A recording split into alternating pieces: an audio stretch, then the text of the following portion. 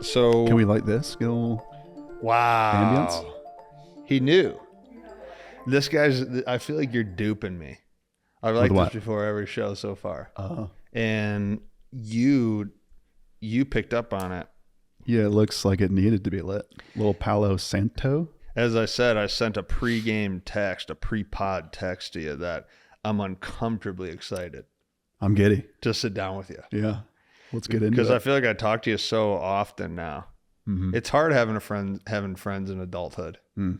you know? Yeah. And we've acquired a friendship. Yes. Yeah, we have. I would say so. I probably talk to you more than I talk to anybody else in my life. That's what I'm saying. So it was a giddy feeling Mm-hmm. to know But- that we were going to podcast. Yeah. Then coming with that, we speak so much. What are we going to talk about? Yeah. Is there I'm A letting schedule? I'm letting this happen for a second. That feels good right fantastic. there. take a sip of this? Yeah, get your tea in, get ready, get prepped. So you had originally started before we got into this about asking if you're a podcaster. Do you get a touch the crystal too a little bit? Thanks. That's a gift from the Nick Bugstead. And he gave that to me before I got married. Do you feel that? This is great. Yeah, he Was got that that. quartz? He got that in Sedona. So Vortex crystal. Vortex crystal. I only like getting my energy bowls and crystals and things from vortexes, Straight Mount from the source. Shasta and Sedona. Amen. You got it. So you had said, so I'm going to lock it in here because I am excited. And when I get excited, I get antsy and I start talking really fast. And I'm going to turn into my podcast. Do you feel it right now? Yeah, you're settling down a bit. It feels more professional. Can you feel, as a friend of mine, can you feel that I'm going into character? I would say, yeah. Which is great. I love you putting on your podcast hat here. Yeah, it's like It's the first time I've gotten to experience it. It's like you getting ready to pitch in a ball game. You think you're going to be messing around with Coach Harv 20 minutes before first pitch? Probably. Maybe. Yeah, probably would be. 100%. Yeah. As I No, I say would that, be. I go, yeah, I think we were about No, yeah. what we even touched about 5 minutes before, I think, a few times. Oh, that's great. No, Yeah. so the interesting thought that you gave before we pressed record, and correct me if I'm wrong as I repeat this back to you, you were saying if you're a podcaster, you end up having so many conversations in front of a camera, right? Do you remember what you were saying? Mm-hmm. I forgot that's the basically back it. half. Like, so if you're Go a little bit further podcasting from the mic. sorry, this is right on me. It's right on Yeah, you, it's man. right It in there. feels like it got It's right just on covering me, my too. entire It's face. just an excitement feeling. Go ahead. Make that microphone. Yeah, if you're go in on even it. more. Yeah. If There you you're go. podcasting all the time, you're doing multiple hour podcast per day, and that's like your job. Yeah. You would think most of the conversations you have with people are on camera. It's like, what would that do to your psyche, I guess, to yourself? Would you feel more like yourself when you're on camera? Well, this is the first podcast you've ever done, right? Yeah. It feels strange, Okay. but it feels good, Okay. but strange. Okay. So this is probably we'll ballpark anywhere from like 350, probably 4. I'll go, if I were to give an exact, which I'll give I'll say this is my 417th podcast. I love it. I have no idea, That's but it feels perfect. like that Yeah. felt right. So you feel a difference right now than is what you're saying. I would imagine. I think that what happens is you definitely change character professionally because you always in the back of your mind know that people are going to listen to this. So I don't think Ideally. Yeah, ideally. The 60, 70 We're million. going to get a few. There's a few family members who still pay attention. Yeah. If I send this out to my buddies, it'll get Yeah, you get couple the minutes. local neighborhood going. I got 2 guys I walk with here in the morning. I'll make sure they listen think to of it. Yeah, why don't you subscribe here? So no, but I think that in the back of your mind that people are going to listen, and so you're in tune with that. I think that's different when obviously you're having a conversation with somebody. But I'm curious what we'll think about during the week, next week, when we're just back in the manhole getting our lifts in and we're talking organically like that again, how you feel. Because I don't think we're going to get to that answer between the two of us until a few days from now. And unfortunately, we probably won't record that because I don't think you can. But what I will say is, from my perspective of my experiences in this exact setting, to me feels very similar to when we do handpan and sound bathing and breath work and sauna and ice with people. And you know how you feel that euphoric, unexplainable energy? Yeah. This to me feels very similar in a different way, but I still feel that. Yeah. So post podcast, especially when they're really magic, for me, without any of the viewership, I feel that energy after these for hours. You just get that buzz. Yeah, I get the buzz. You drop into the flow, you get the buzz. Yeah, because what I'm saying is eventually I think that you forget that you're on the camera. I think that every time I start, I feel like I'm on the camera every time. But it feels that way. It's still like a warm up. It's one of the reasons why I've never scripted. I've had one person ever that I did a script for. It was a doctor.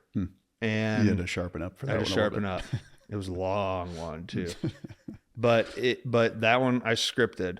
I don't script. And as you notice, I press play when we're talking and let it happen. Drop into it. Yeah. And one of the reasons why I like burning a little bit here before is like, that's kind of like a setting the stage and you're warming up. So you know how when you start doing breath work with anybody, I mean, think about how it still feels when we start doing stuff for people. Doesn't it feel like to you the beginning first few minutes are not necessarily need to be considered uncomfortable, but they're certainly like, what's going to happen? Yeah. There needs to be some sort of like ceremonial kickoff, no matter what it is. Like the one day we hammered cacao. Yeah. That felt like, okay, we're all doing this. This is the start of it. Whereas if you just jump into it, it's kind of like, okay, people are finding footing or whatnot. But yeah. Yeah. And I think that that's the same way that podcasting is. Like I'm already starting, I'm going to keep acknowledging it because of the initial question, but I've already started to feel out of the camera. I now feel like I'm just talking to someone who I'm getting ready to genuinely listen to. And that's where I think the energy post podcast comes from, is that when you set something up like this, and this would be my full answer to the original question, even though I just want my own way of getting there. I think that conversation is so hard now in the 21st century, and I think it's only gotten worse in my lifetime alone. I go on walks every morning with my neighbor. He's 84 years old. I shouldn't say every morning, but for sure 3-4 times a week. And we just go on a walk, and he's not sprinting down the sidewalks. So it's a stroll. It's a stroll. When I get in the mornings and I walk, like I'm in the camp of entrepreneurship. So I'm like, let me get this walk, let me get my movement, let me get the sun going. And I want to like get a movement going in my heart. I want to get blood flow buzzing, which he does too, all those things. But he's retired. He's sold his companies off. He's definitely like going on the walk to like stroll and communicate. And one of the things that we talked about today is I told him when I was younger, it felt easier to talk to people than it does now. And now it seems very hard to talk to people, especially me who has a job that revolves around talking to people. It feels difficult to talk to people, not because people don't want to talk. It feels difficult to talk to people because our minds are always going somewhere. And so to develop a space to have a really deep, magical discussion, which I think is rather euphoric, something like this, because we're creating energy between the two of us. No camera, no, like who cares? Like ultimately, who cares who listens? Right. We're making our own art, you and me, right now. We're having a moment. And that moment, if it lands with fun people on a show in these environments that I've found, it's euphoric. And I feel that's the same when you have a dinner party with somebody or you have coffee with somebody, or we're in the manhole just ripping around, talking and working out. And then you leave and it's like, what is that feeling that fuels me? And I think it is thinking and talking and communicating with other people. But I think that it's so hard to do that now that you have to consciously design environments to get that. And so in that scenario with my neighbor, we go on walks. It's a structured environment. We go the same path. We don't really pay attention to the path. We just talk. It's really slow of a stroll. So the talk is beautiful. And you know that that's what you're getting out of it. Yeah. And then for you and me, like right now at the podcast, we set the environment. We set the stage. We have something to do while I'm listening, make us feel comfortable. And now we're thinking. Yeah, it's beautiful. It's intentional. That was really, really long, but I appreciate you letting me get through that. Yeah, I enjoyed every bit of it. I don't really have anything more to add. So, well, I'm going to throw it on you now. Okay. That's how this works. Yeah. The old podcast thing. Yeah, the old podcast thing. Yeah, it feels like everything's so sped up and we're always on to the next, that it's a shame that you have to design things like this in order to get that intentional, like we're just going to set aside 30 minutes. Like ideally, every interaction you had would leave you feeling like post podcast, a interaction with a barista or like, I don't know, take your pick, a waiter. My wife always gets pissed at me because I try to crack jokes with waiters and she gets super uncomfortable. Are you good at it? No, not even. Okay. Well, it's like corny dad jokes, which justified now. But just like fair. The more you can tune into that thing that makes you feel like that buzz, that flow, the euphoria, and then just replicate that everywhere throughout your life. Like that's the goal of everything, it seems like to me. Yeah, I think that do you I guess it doesn't have to just be conversation. I think that you can have that. I think that objectively is the goal, to do that and experience that. But I don't think that think of how many times you go to somebody's house to hang out and you watch football and hang out, and then you leave and you go, yeah, we were hanging out. Yeah. And we were in the moment of that game. There's nothing wrong with that. But did I get to know that person? Yeah. The answer is no. You're in the same space, but you're not actually intentional with each other. Yeah, and I think that that's super hard. I mean, you and I have talked about like the stages of partying. That was one of the things that hit me years ago when I really considered becoming sober. Is that early in and I've fortunately been able to get to the other side of that and experience things through sobriety. But before that, I was so consumed with the growing up phase of you drink with your high school buddies and you party all the way through because that's what you do. And that's what we did. And that's how we met each other. And that's how we hung out. And I'm just talking generally here, even college friends, teammates, all these things. And ultimately you get older and you move around the world and you realize you're only going to see people. You were just telling me this the other day about parents. Yeah. But you're only going to see somebody, let's say maybe once a year. I mean, one of my best friends, I've if I were to guess in the last 5 years, I've gone like 2 years without seeing him. Yeah. And then I'll see him. And I remember years ago, one of the things that really started to bother me is I would go fly to these places, or I would land a 2-day event with some close friends, and we would drink and party and watch football, or because we comfortably fell into where we met instead of evolve into who we were at that moment. And I think that goes back to what you're saying. I think the only way that you get access to the barista example is having an insane obedience. I don't want to say it's difficult, but I do want to consider it an obedience to understanding time, reflecting on mortality, and and digesting the trueness of the fact that your day-to-day moments are limited, and it becomes like an obedience to a lifestyle, I think. Yeah, it's beautiful. Obedience to the lifestyle of intentionality. Funny enough, that was my wife's, I'll just say Alyssa. I don't know if Alyssa's. I mean, it's really your comfort level of it's Alyssa's. The two guys I walk with who all make listen to it. It's Alyssa's. I'll meet him eventually. We'll get on a stroll there together. Alyssa's New Year's resolution for me was to be more intentional. largely I'm poor with my phone of like keeping in contact with people I'm not in proximity with.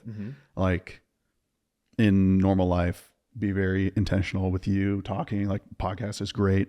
But like outside, I'm so focused on the space around me, I guess, so to speak, that I'll go months without talking to like who I would consider my best friends, you know? So that's something that I'm actively going to work on this year, 2025. We'll see how it plays out.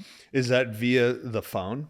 Yeah. It's really only in phone. that example. Yeah. So more so like, tell me more about that. I understand what you're saying. Yeah. It's something that I've always kind of, I don't know, shied away from communicating with people via the internet. I don't know what it is. Like I enjoy being around people in person, and I've spent a lot of time doing some introspection, trying to figure out like, what is it about talking to people on the phone that I just don't enjoy? And it's gotta be something. Like, I don't know really what it is, but I would much rather, if we want to meet up and like get lunch and talk, or like, I mean, I don't know, but that's just always resonated more with me. I don't know the answer, essentially. Right. I think so think of this. I don't know if this needs to be under the umbrella of issue, but think of how many people you've met in your life. And think of how many friends you've met in your life, and friends that you've been so close with when you were younger, but you don't see them that much anymore. And why is there like a modern feeling or standard or expectation to uphold communicating with people that you've been friends with your whole life for your whole life? Probably. Yeah. Like, I think for me, it's like a guilt. I don't want them to think that I don't care about them. Like, obviously I will care about the people that I care about forever. But it doesn't, like, I don't think You're that in there right now. Yeah, I'm trying to decipher, because I mean, it's been my whole adult life is like, you need to be better with your phone. You need to be better with your phone. And I don't want to like come off as standoffish or anything. Like, I love people genuinely. Like, I enjoy being around people. I love talking to people. I love like trying to see other people's perspectives. And it just does not translate to the phone for whatever reason. Like, and it may come off as, I don't know. Would that make it insincere in person if I don't keep tabs on everybody that I've ever met over the phone? I mean, riddle me that. No, it's a worthy discussion. I think of it because when did the phone begin? Like, not social media or the speed of the phone. I mean, you had the house phone, which we were alive for. You were alive for that, right? I mean, I know. Yeah. I know we had the home phone when I was growing up. And then the cell phone hit our family in like sophomore, junior years, when I experienced the cell phone. And we had like 2 family cell phones.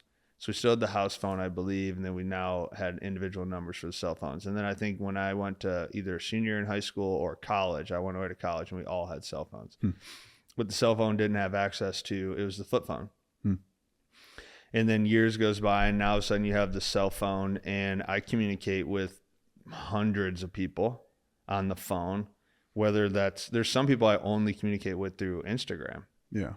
And that's something about you that I have realized and like come to almost envy and respect a lot, is you're really good at communication in general, you know? And I think that's why I'm so fascinated every time I talk. I hate saying it. I would never really thought about that of myself. Right. So that's because you claim to be like introverted and whatnot, but maybe it's like a overcompensation of being really good at communication because you yourself don't feel good at it. I don't know. But you are. And I think that's something that I've grown to really appreciate about you, is your ability to not like make everybody feel involved or make everybody feel like we're doing all like the podcast thing. I feel like I've been quote unquote involved in it, even though this is the first time I'm on it. Like, I know what's happening with it. I feel like it's awesome, you know, super supportive, but just communication in general, I think, is a strong suit of yours. Yeah. I mean, I guess I do appreciate that. I mean, if you keep it general of what communication is, I feel like you're finding a way to podcast me, and it's bothering me. Oh, sorry. That's my own problem. It's my own problem. I think that if you think of it like that, I think that I'm just curious as to how communication forms in general. I mean, if you think about, I grew up as a paper boy. My dad was in the newspapers. I started interviewing people when I was in college for the newspaper. I've been podcasting for almost 10 years. I've been in this space. I'm a coach. I'm somebody who is fascinated by learning the range of people, because that's how you help them. Yep. So there's extreme selfishness of me wanting to meet as many people as possible, and I'm genuinely listening to them selfishly. Like, I'm listening to you and trying to learn you, and I'm asking you questions because I know that it helps me. Yeah. That's really probably all of us deep down. You know? Yeah. And then the selfless side of it is that I do go back to that original question of trying to understand the history of how all this communication stuff happened. Because the reason why I asked you that is, think about when we think of the 1700s. Let's talk about I think 1804, you can fact check this, but I think 1804 is when the world met its first billion people. And then 123 years later, accurately, I'm definitely accurate on these numbers, was our next billion. So if you think of that, and depending on what people's beliefs are in terms of evolution and population and how things happened, that, you know, if we're going to go from the sapien range and think of like 100,000 to 200,000 to potentially 300,000 range of getting to our first billion people, and then in 100 years we get to our second billion, that's a hockey stick. It was just this thing, and then boom, we go up. So then we go another 100 or 12 years, I think, is our next billion. And I think it's been a 10 to 13 year billion by billion process to the point where we have 8 billion people, right? Now, 8 billion people now live in a world where it's interconnected. And to my understanding, interconnection and globalization happened around the 16th century. It was like 1490 something. I think that might have been like the Columbus era, you know, when they were starting to sail around and understand we were meeting indigenous tribes. People were doing all these things. I think the Silk Trade Road from something with Asia, I think that is kind of what brought that Eastern to the middle part of the world, and et cetera. So we're all starting to learn each other's cultures. We're all starting to learn that we have different languages. We're kind of also being like, what are you about? How did you, what we thought, how are you living over here this whole time? You have religion? Right. And so I think that was happening, but where I'm going with all that is in a 500-year scale. Not only did we start climbing in numbers, population size, we also started climbing in communication. And if you go all the way back to the BC era, the first thing that the ever emperor produced, I think it was Sargon, he produced writing. They used writing and had people have addresses, and they created narratives, and they would send essentially mail. This is thousands of years ago. Maybe, yeah. But they would send thousands of years ago, they were sending mail to people. Yeah. And so if you go all the way to now, that's my going back to that question. Good luck, by the way, because I've certainly thrown a lot into the pot here. But if you go into the billions, and then you go into the speed of information, the speed of communication, and the mass interconnected web that we have, because we flight travel, we do all these things now. It's not like it was 300 years ago, 400 years ago, where you only met a certain amount of people. And I was just watching this old movie the other day, and the guy went and wrote a letter to somebody, and it was going to take months to get to that person. So if you think about it, I'm going to send a text. Think of that as a text. I'm going to text you where I'm at, my update, and it's going to get to you in months. You're going to give it to me and then package it and find to somebody, and hopefully they don't get destroyed on the way to me, and they give it to me and find me. Yeah. And so that's the first hurdle. Yeah. So I meet my friend at age 17 and we talk a total of 12 times until we die next. And I don't know if that's accurate, but that's what came to my mind. Where now you could wake up in the morning and have 74 text messages. Yeah. And not only do you have that simultaneously of the moment that they texted it to you, you're also on this weird societal expectation to respond. And that's where I think it becomes this mind-blowing set an intention for the New Year's to get better. But my question to you is, what are we getting better at? What is good communication? What even is communication? Yeah. Because we've never communicated at this level ever. So how are we supposed to handle that? It's just a lot more broad and a lot less deep, more breadth, less depth. Does that make sense? Mm-hmm. That's what it seems like to me. Like you can have a conversation with 100 people within the span of 10 minutes. Whereas if you actually took the time to meet with 100 people, realistically, how deep could you get in each one of those conversations if you did it in 10 minutes? Couldn't. So maybe my going back to my own faults that society has put on me. Yeah, let them know. I just don't think my brain is developed enough yet to handle that type of bandwidth yet. And maybe 2025 is my year and I'll turn it around and be really good at responding and getting in there with people via the telephone. But I don't know, something that I think this has been probably the 4th year in a row of Alyssa saying you got to be better at this. Cause it comes off to other, if you're on the receiving end of it and you don't receive a response, I don't want anybody to think it's their fault. Hey, I'm just doing my own thing. I'm overly immersed in my own life, which I guess is selfish, but aren't we all? So what are you really going to do? What is there to fix? I don't know if. Well, I don't think if you think there's nothing to fix, I don't think you're going to fix it. Oh, I don't think you're going to see any. Right. I think you're going to have this happen for the 5th year. 2026 will be my year. Yeah. I think if I take a stab at that really quickly, I think the thing with me is you used a really cool thing in there and you said thought. It's basically at the surface. There's no depth to it. I think one of the things that I've tried to commit to for many years, and it's just a habitual loop, is I do try to, and Chelsea and I get into discussions about this too that can sometimes tend to be perceived as argumental or negative as well. But for me, it's thoughtfulness. It's how do you communicate thoughtfully? I don't like talking to people on the phone that I won't have a conversation with someone on the phone if it's not in depth. But there's people that I know who are in depth in person and not in depth over the phone. So I'm in depth with you in person. See what I'm saying with this? So I'm just navigating this thing. With you, that's where my relationship is. And I've had to learn you, which is you don't have to adapt to me. I've had to adapt to you.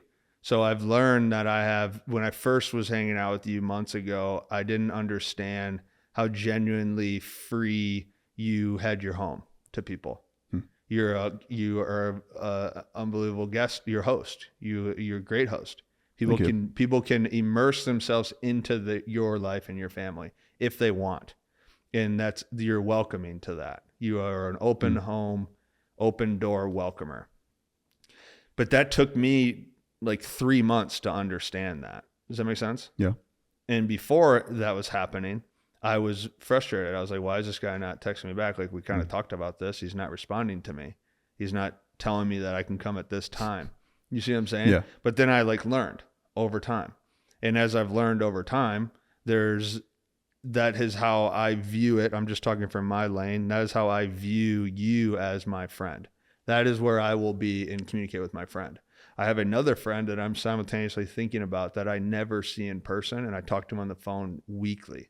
Regularly. And I view him as the person I have a friendship with on the phone. Yeah.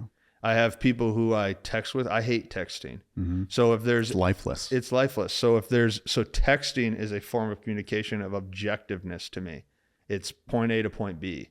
If I were to say, and I feel like I'm now turning into coach mode, if I were to suggest you on getting better at those things, I would think of like, what are things that you're missing out on of communication because you're not viewing the things the way they need to be viewed. Like text is pointless to go. There's no reason to have a text conversation, in my opinion. If someone ever sends me a text that says, how is your day going? I typically don't respond because it's no point. Because if I say something, then they're going to respond. And then I have to feel obligated to stay in this thing. Then you have a conversation for 4 days. So in order to eliminate that, audio message.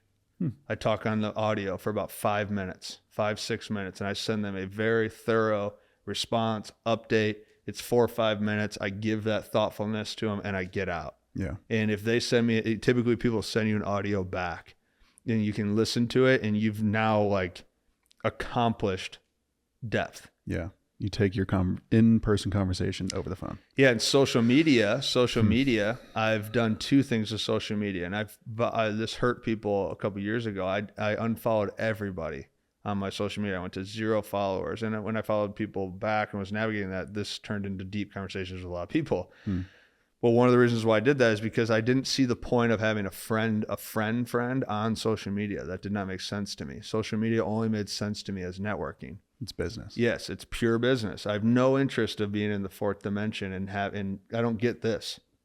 So why would I live on that and expect this? Yeah. There's no reason to. But that's where I can network. That's where I can showcase art. That's where I can share. That's where I can learn things, meet people, all those sort of things. So I changed my algorithms around to have a personal page that's private and I only follow family and friends and I never use it. And if I go on that page, I can see people's lives. Yeah. So if I see something like a good friend of mine just had his baby got sick and I was able to see that through social media. So I was able to call him. And that's a beautiful gift of social media. Whereas earlier, years prior, that friend was mixed into my professional page and I would miss stuff like that. Yeah. Where on my professional page, people can be posting whatever they want. I'll scan right through it because it's irrelevant to me. Yeah. Like you're on this page because I'm in the block of work here. Yeah. Over here, I'm the block of friend and family. Over here, this is my friend. I'm going to go to his house. Yeah.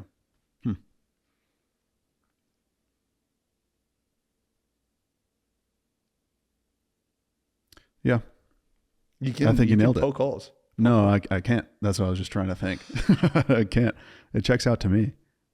I need to adapt my way of using it to meet my needs as opposed to just abandon it altogether. Yeah, because you can.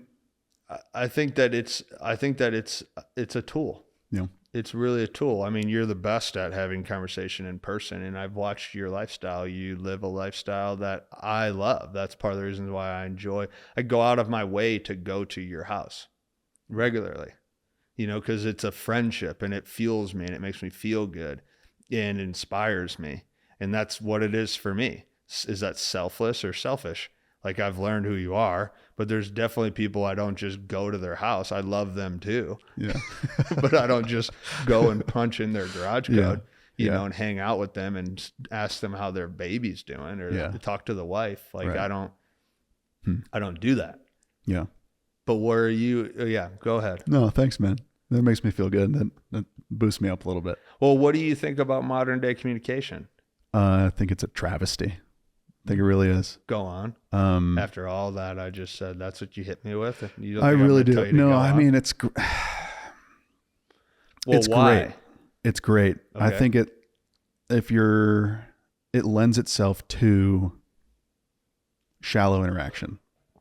Like I watch, I don't want to expose her on here. I watch people scrolling through Instagram feeds and whatnot, and they'll spend less than 5 seconds on each post.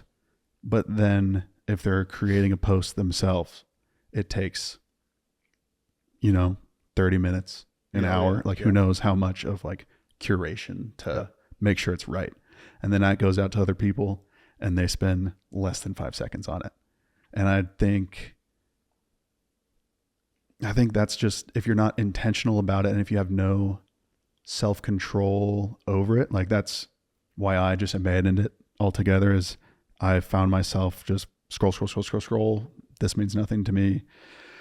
And then put my phone down. And then the next thing I know, like I almost like snap back to reality, and I'm scrolling again through pictures I've already seen. I was like, well, this doesn't serve me. And I think that's what it lends itself to. So that's why I think it's a travesty.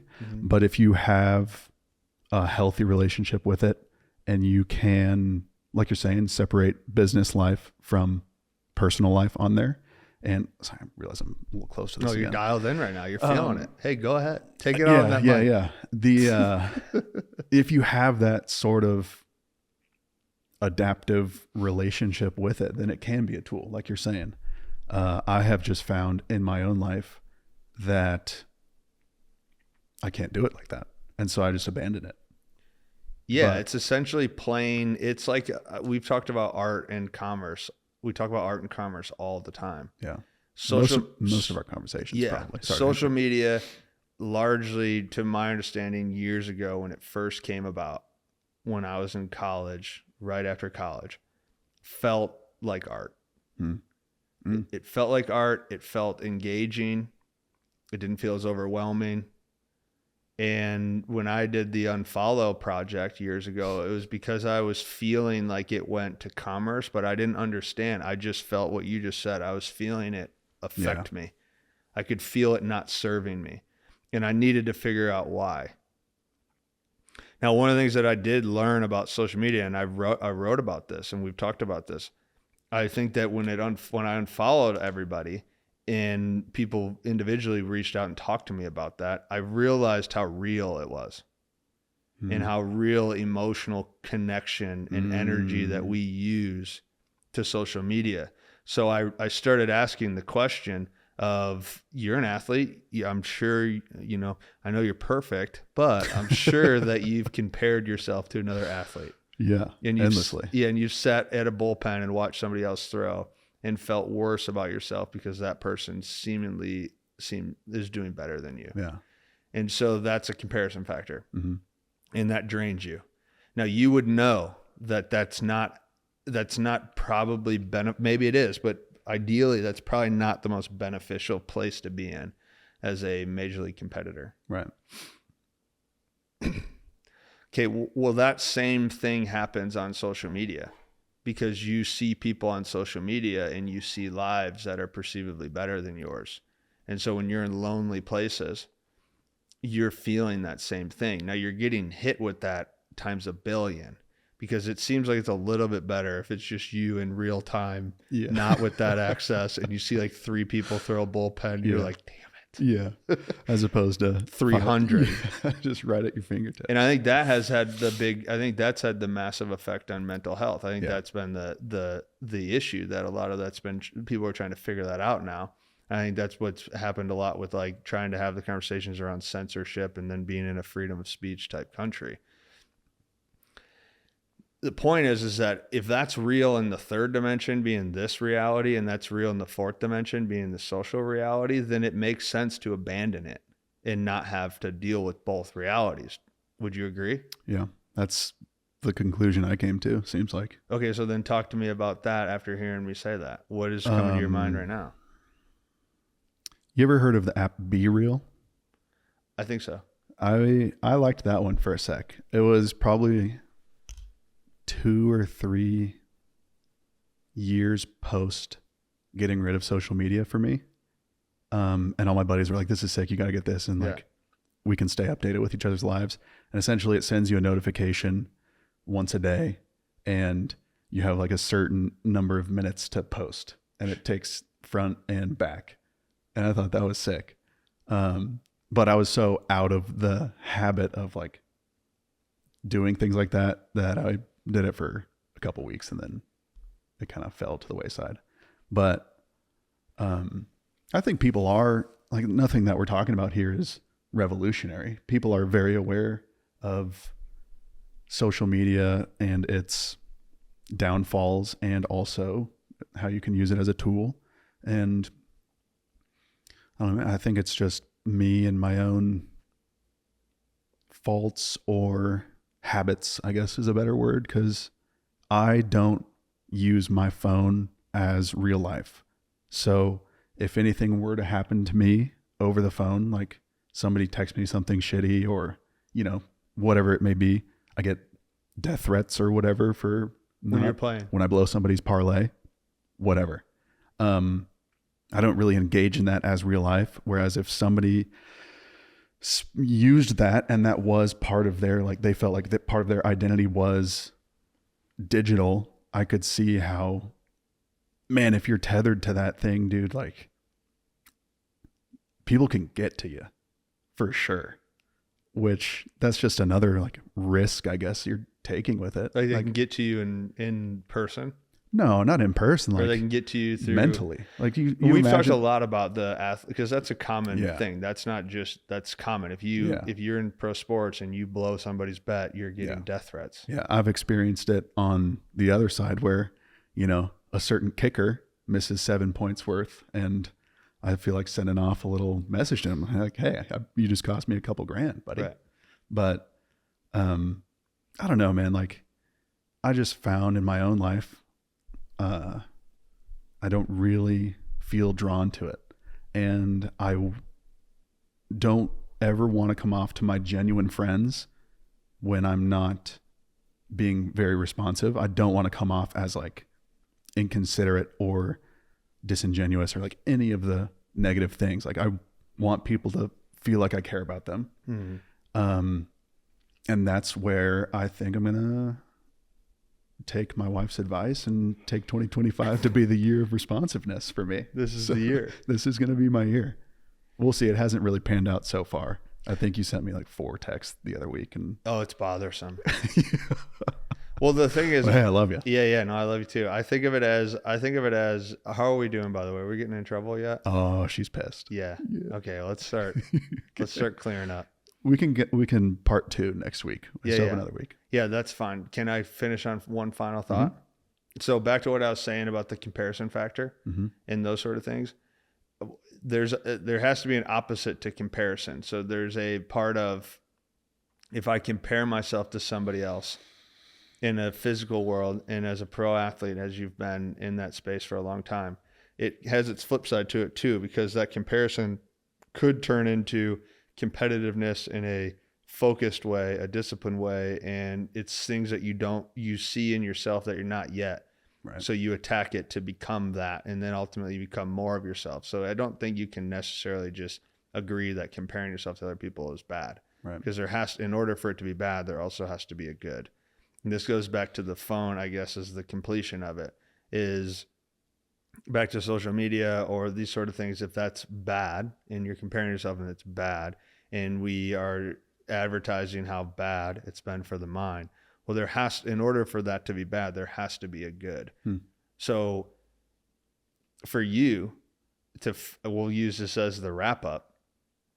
In order for you, who has, I guess, agreed to fall under the perception that your communication skills are bad. Well, in order for your communication skills to be bad, that means that there must be a good. So what of your communication skills are good? And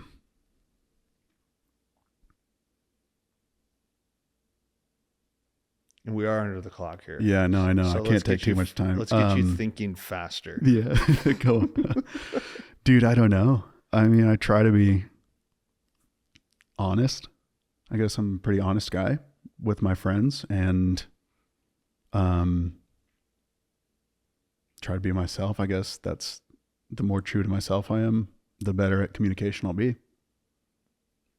So that's really honest.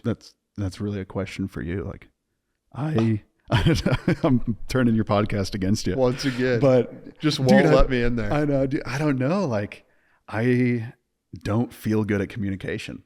I really don't.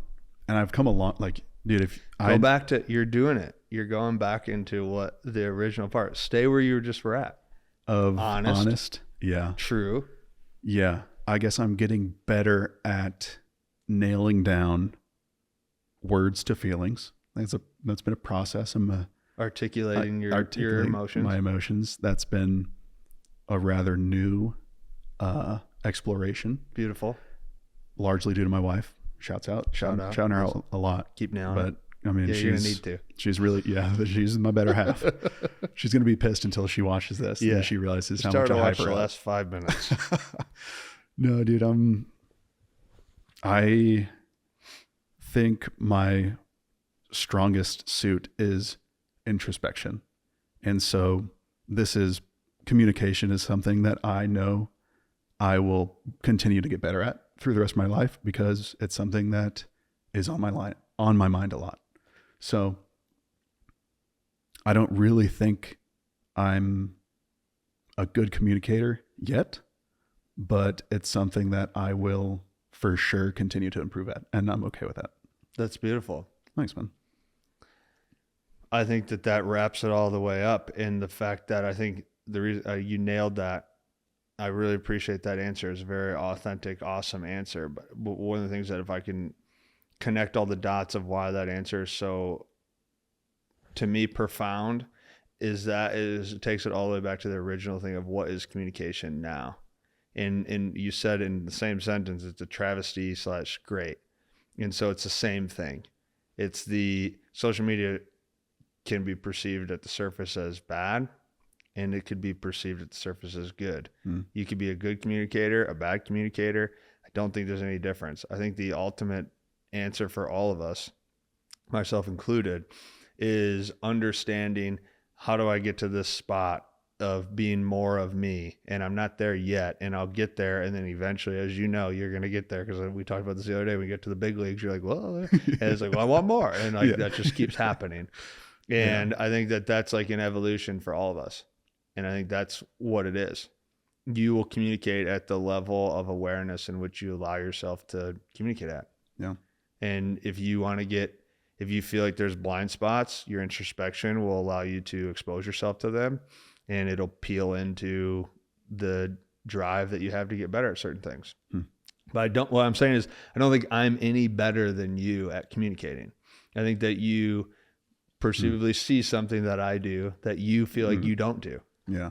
But I could look at you and be like, well, I would love to do what you do.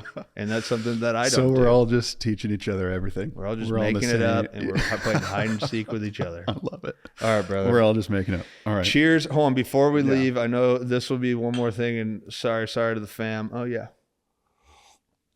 Just so I might actually have you send Alyssa a text for me. I will. I'll say this was phenomenal.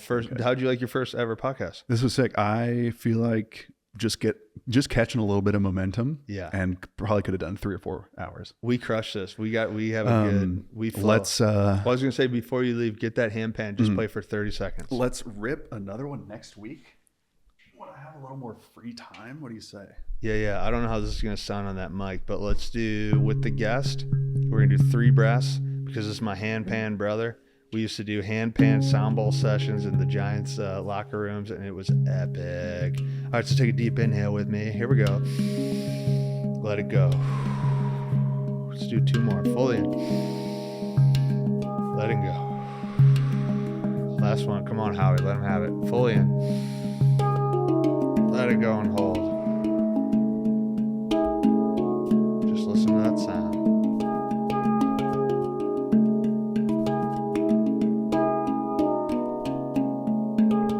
Inhale with me. I'll hold it. Ooh. There it is, kid. Sick. All right. All right. Thanks for having me on A Moment with Mart. I love it. Oh, great to have you, Spence. Great to be here. See you, brother.